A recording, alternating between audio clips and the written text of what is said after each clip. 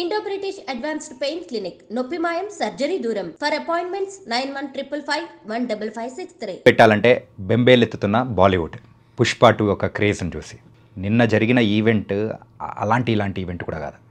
Pushpa 2 trailer launch ఈవెంట్కి 12 లక్షల మంది పైగా, అది కూడా మన తెలుగు స్టేట్స్లో కూడా కాదు, ఎక్కడో పాట్నాలో షారూఖ్ ఖాన్ ఈవెంట్ జరిగింది. ఇది కొన్ని సంవత్సరాల క్రితం. ఆ తర్వాత అన్ని సంవత్సరాల తర్వాత మళ్ళీ జరగడం పుష్ప 2నే.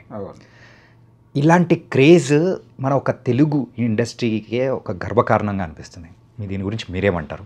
అంటే మనం ఈ మధ్య తెలుగు సినిమాలకు సంబంధించినటువంటి ఈవెంట్స్ బాంబేలో జరిగినాయి కానీ బాంబే దాటి జరగటం అనేది లక్నోలో జరిగింది మొన్న ఒక ఈవెంట్, గేమ్ చేంజర్.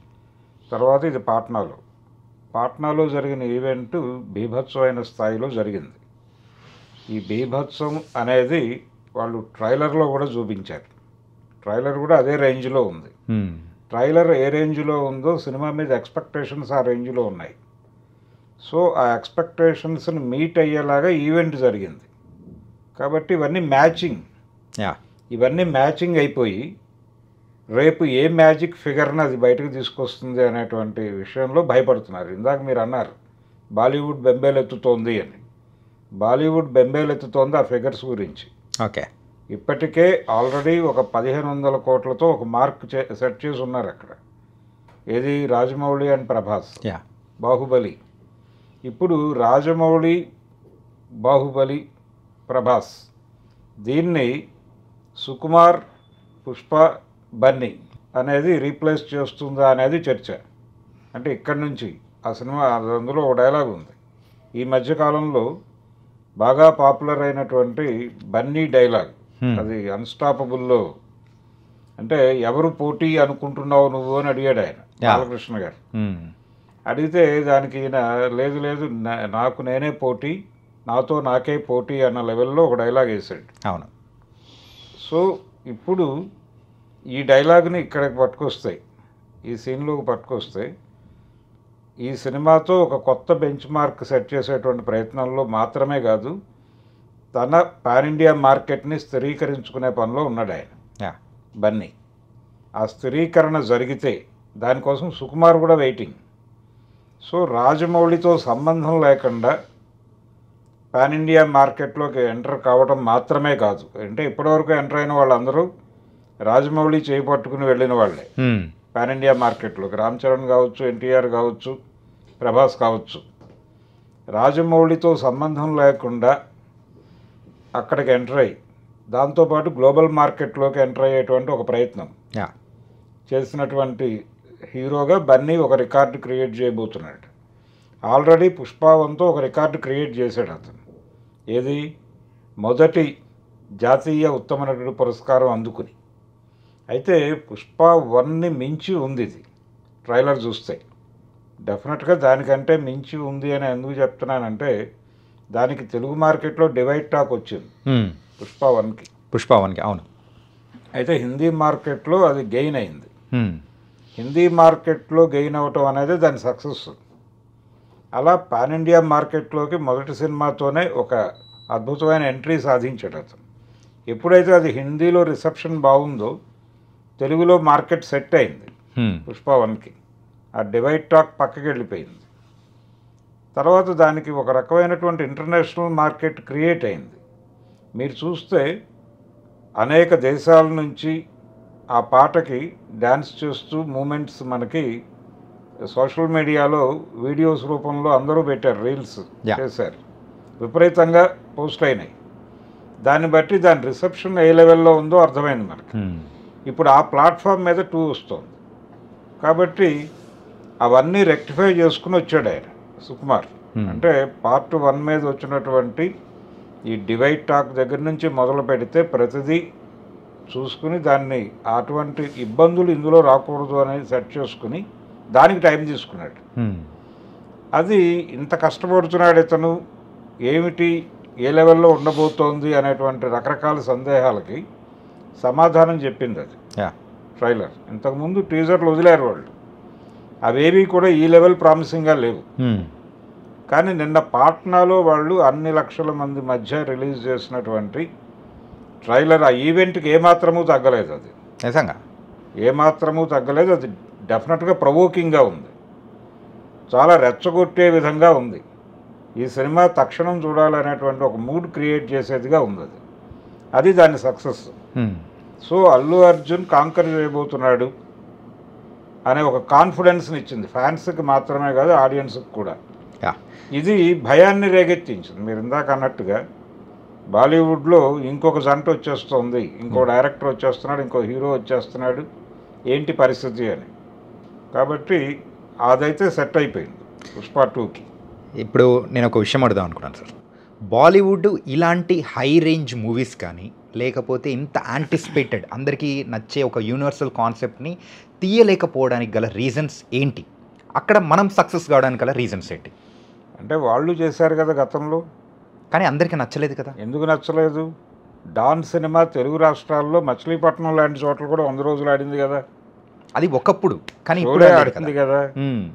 ఆడింది, వాళ్ళ మ్యాజిక్ వర్కౌట్ అయింది ఇక్కడ కూడా. ఈవెన్ హీరో సినిమా ఏది సుభాష్ గై హీరో కూడా ఇక్కడ 100 days సెలబ్రేషన్ చేసుకుంది కదా. దాని తర్వాత విక్రమన్ చేశారు తెలుగులో, కానీ ఆ సినిమా 100 days సెంటర్లు ఉన్నాయి ఉమ్మడి ఆంధ్రప్రదేశ్లో. కాబట్టి హిందీ సినిమాని మన వాళ్ళు చూడలేదు అనేది కరెక్ట్ కాదు, కానీ వాళ్ళు జాతీయ మార్కెట్ని రూల్ చేశారు ఒకప్పుడు. అదే వాళ్ళ స్ట్రాంగ్ పాయింట్ కదా. అంటే తెలుగు సినిమా తెలుగు మార్కెట్ వరకే పరిమితమై ఉంది అప్పుడు. హిందీ సినిమాకి నేషనల్ మార్కెట్ ఉంది, దీంతోపాటు వాళ్ళకి అబ్రాడ్ మార్కెట్ కూడా ఉండేది. అలాగే తమిళ సినిమాకి సౌత్ మార్కెట్ ఉండేది, తెలుగు సినిమాకి కేవలం తెలుగు మార్కెట్టే ఉండేది. అందుకనే ఎన్టీ రామారావు గారికి ఇచ్చే రెమ్యూనరేషన్ కన్నా ఎంజీఆర్కి ఇచ్చే రెమ్యూనరేషన్ ఎక్కువ ఉండేది. ఎంజీఆర్కి ఇచ్చే రెమ్యూనరేషన్ కన్నా అమితాబ్కి ఇచ్చే రెమ్యూనరేషన్ ఇంకా ఎక్కువ ఉండేది. ఈ రెమ్యూనరేషన్ డిసైడ్ చేసింది మార్కెట్టే. తెలుగు సినిమా తెలుగు రాష్ట్రాల నుంచి బయటకు వెళ్ళటం అనేది మొదలైంది ఎన్టీఆర్తో. ఏ సినిమా అది? ఆయన చేసినటువంటి అంటే విశ్వేశ్వరరావు గారి బ్యానర్లో దేశోద్ధారకులు అనే సినిమా చేశాడు ఆయన. అది ఆయనకి మొదటి సోషల్ కలర్ సినిమా. ఎందుకు కలర్లో చేస్తున్నావు సినిమా, అనవసరంగా పెద్ద పెద్ద సెట్లు వేస్తున్నావు, బాంబే నుంచి టైలర్లను తీసుకొచ్చి బట్టలు కుట్టిస్తున్నావు, ఎందుకు వచ్చిన ఖర్చు, ఇదంతా రిటర్న్స్ రాదు నీకు అన్నాడు ఆయన. ఎన్టీఆర్ లేదు, నా వ్యూహం వేరే ఉంది, మీరు మాట్లాడకండి అన్నాడు ఆయన. అది కొంచెం లావిష్గా చేశారు ఆ సినిమాని. చేస్తే ఆయన టార్గెట్ ఏమిటి, తెలుగు వాళ్ళు ప్రపంచంలో ఎక్కడుంటే అక్కడ సినిమా వేయాలనుకున్నాడు, వేశాడు, హిట్ అయింది. జనరల్గా ఎన్టీఆర్ సినిమాకి వచ్చే రెవెన్యూ కంటే ఎక్కువ డబ్బులు కలెక్ట్ చేసింది అది. అట్లా అంటే క్వాలిటీ సినిమా తీయాలంటే బడ్జెట్ పెరగాలి, ఆ బడ్జెట్ రిటర్న్స్ రావాలంటే మార్కెట్ పెరగాలి. ఇది సూత్రం. ఈ సూత్రం మీదే రాజమౌళి గేమ్ మొదలుపెట్టాడు. మొదలుపెట్టి ముందు ఇండస్ట్రీలో తనకి కాన్ఫిడెన్స్ రావాలి, తన మీద కాన్ఫిడెన్స్ రావాలి ఇండస్ట్రీకి. అందుకని ఒక టెస్ట్ డ్రైవ్ చేశాడు ఆయన, అదే మగధీర. మగధీర సక్సెస్తో ఆయన ప్రూవ్ చేసుకున్నాడు, అంటే ఈ స్కేల్ సినిమా నేను చేయగలను అని. అక్కడి నుంచి దాన్ని పునాదిగా పెట్టుకుని బాహుబలికి వెళ్ళాడు ఆయన. బాహుబలి ఎందుకు వెళ్ళాడంటే మీరు ఇందాక అన్నారు యూనివర్సల్ సబ్జెక్ట్ అని. అందుకని మొత్తం ఆయన నేషనల్ మార్కెట్ని దృష్టిలో పెట్టుకుని ఒక జానపద కథతో వెళదాం అనుకున్నాడు. ఆ జానపద కథ వర్కౌట్ అయింది ఆయనకి. దానికి కూడా ఒక పాత తెలుగు సినిమా పునాది ఉంది బాహుబలికి కూడా. ఎన్టీఆర్ జయసింహ సినిమానే బాహుబలి. ఓకే. ఎన్టీ రామారావు గారి సొంత బ్యానర్లో వచ్చిన 3వ సినిమా జయసింహ. అదే కథని కొంచెం మార్పులు చేసి బాహుబలి అన్నారు, జనం చూశారు. అది పాన్ ఇండియా మార్కెట్ క్రియేట్ చేసింది.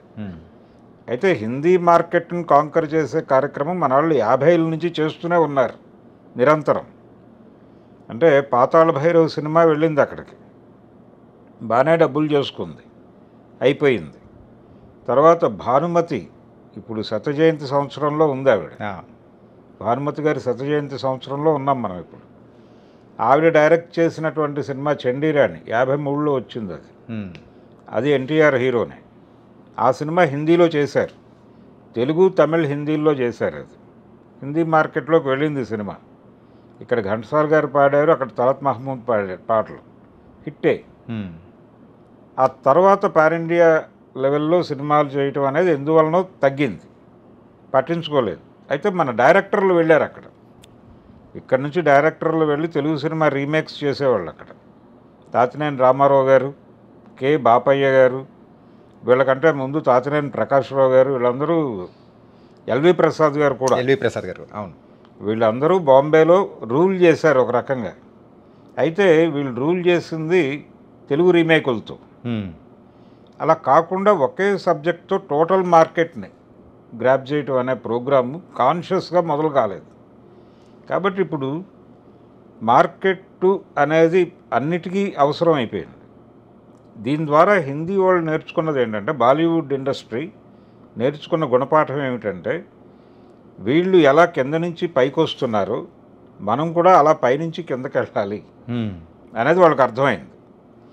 అంటే అందుకని అట్లీ డైరెక్టర్గా తీసుకున్నాడు ఆయన, షారుఖ్ ఖాన్. నయనతారను హీరోయిన్గా పెట్టుకున్నారు. ఇది జరుగుతోంది. నాగార్జునకి వాళ్ళు ప్లేస్ ఇస్తున్నారు. ఇంకొక తెలుగు హీరోని తన సినిమాలో అకామిడేట్ చేయడానికి ప్రయత్నాలు చేసుకుంటున్నారు, ఇక్కడ ఉన్న మార్కెట్ని అక్వైర్ చేసుకోవడానికని. అంతే. అంటే మార్కెట్కు ఉన్నటువంటి గోడలు బద్దలైపోయినాయి. ఓకే. ఇప్పుడు ఎవరైనా ఒక సినిమా ఇప్పుడు కృష్ణానగర్లో ఒక జూనియర్ ఆర్టిస్ట్ ఉంటాడు. అతను ఒక పాన్ ఇండియా సినిమాలో అనుకోకుండా బుక్ అయిపోయి తన పర్ఫార్మెన్స్తో అట్రాక్ట్ చేశాడు అనుకోండి ఆడియన్స్ని. అంటే ఒక రికగ్నైజేషన్ సంపాదించుకుంటే ఈ సినిమా గ్లోబల్ మార్కెట్లోకి వెళ్తే, వెళ్ళదు అని లేదు, వెళ్ళొచ్చు, వెళ్ళే ఛాన్స్ ఉంది. నేను చెప్పేది జానపద కథలాగా అనిపించినప్పటికీ ఇది వరల్డ్ మార్కెట్లోకి ఎంటర్ అయిపోయి ఈ కృష్ణానగర్లో పడుకున్నటువంటి ఆర్టిస్టు ఒక హాలీవుడ్ డైరెక్టర్ కళ్ళల్లో పడవచ్చు, ఒక హాలీవుడ్ ప్రొడక్షన్ హౌస్ కళ్ళల్లో పడవచ్చు. అక్కడ కూడా అంటే ఈ కాస్టింగ్ డైరెక్టర్లు ఉంటారు కదా, వాళ్ళ కళ్ళల్లో పడవచ్చు. పడి ఇతనికి ఫోన్ రావచ్చు ఒక హాలీవుడ్ ప్రొడక్షన్ హౌస్ నుంచి. రాదని గ్యారంటీ లేదు. ప్రపంచం అలా మారింది. ఇప్పుడు గ్లోబల్ మార్కెట్లోకి ఎంటర్ అయింది తెలుగు సినిమా. కాబట్టి ఇక్కడ అడ్డుగోడలు లేవు, ఏ రకమైనటువంటి బ్యారియర్స్ లేవు, ఇప్పుడు అన్నీ బద్దలైపోయినాయి. సో ఎవరైనా, అంటే సినిమా అనేది 3 భాగాలుగా మారిపోయింది, 3 డివిజన్స్లోకి వచ్చింది. 3 డివిజన్స్ ఏమిటంటే, local market cinema, pan India cinema, global cinema, అంతే.